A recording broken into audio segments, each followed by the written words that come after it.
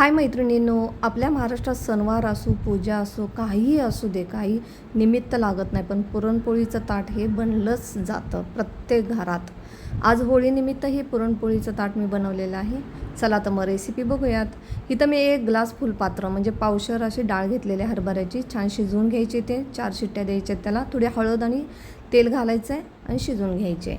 नंतर एक कढई घ्यायची, त्यामध्ये त्याच वाटीनं मी गूळ घेतलेला आहे. जेवढी डाळ आहे तेवढाच गूळ घ्यायचा आहे आपल्याला आणि तो चांगला मेल्ट करून घेतला आहे मी अगोदर. नंतर ती डाळ आपण त्यातलं पाणी काढायचं आहे, ते ओतून नाही द्यायचं, त्या पाण्याची आमटी बनवायची. नंतर ती डाळ आपण त्या गुळामध्ये ॲड करून ते चांगलं परतून घ्यायचं आहे. पहिल्यांदा सुरुवातीला पातळ होतं ते, गुळ पाणी सुटतं त्यामुळं.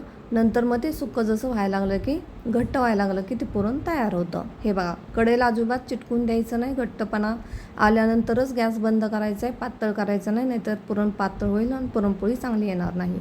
नंतर वेलची पावडर 2 चमच घालायचे, जायफळ घालायचं आहे आपल्याला.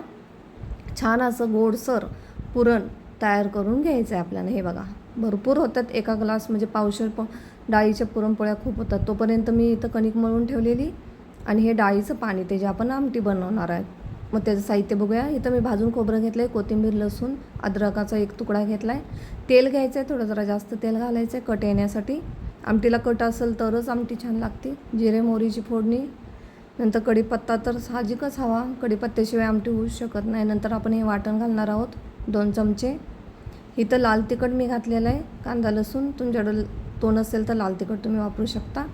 चवीला मीठ घालायचं आणि हे आपण डाळीचं असलेलं पाणी आपण त्यात ॲड करणार आहोत. हे बघा, जास्त पातळ आणि जास्त घट्ट नाही, मिडियम करायचं आहे आपल्याला. हे चवीनुसार मीठ ॲड करायचं आहे. नंतर इथं आपण पुरण वाटून घ्यायचं आहे. ही पुरण चाळण आहे, छान भेटते बघा बाजारात, कुठेही भांड्याच्या दुकानात. आणि इथं फुलपात्र म्हणजे ग्लास घेतलेला आहे आणि त्याचं ते वाटून घ्यायचं आहे. छान पुरण बारीक होतं, मिक्सरला करू नका तुम्ही. ह्या जाळीनंच साह्यानेच त्या पुरण आपल्याला बारीक करायचं आहे. सगळं वाटून घ्यायचं, लगेच होतं, जास्त वेळ नाही लागत. हे बघा, असं वरती दाब दिला की गरम गरमच पुरण करायचं, गार झालं की होत नाही, ते हळूहळू ते पडत जातं खाली. हे बघा, छान असं जरा व्यवस्थित दाब देऊन केलं की लगेच होतं ते पुरण, कारण शिजलेलं असतं छान. त्यामुळं डाळ चांगली शिजवून घ्या, 3 शिट्ट्या करा मिडियम गॅसवरती. हे बघा, पुरण किती छान झालं आहे. मिक्सरला दरदर पुरण होतं, पुरणपोळी चांगली होत नाही. आता आपण पुरणपोळी करून घ्यायची. चांगला उंडा हाताने बनवून घ्यायचा. नंतर त्यात एकसारखं पुरण भरायचं आहे आपल्याला. 4ही बाजूनी पुरण भरलं पाहिजे, तरच पुरणपोळी छान येते. आणि पुरणपोळी कधी पण हलक्या हातानेच लाटायचं आहे, जास्त दाब नाही द्यायचं.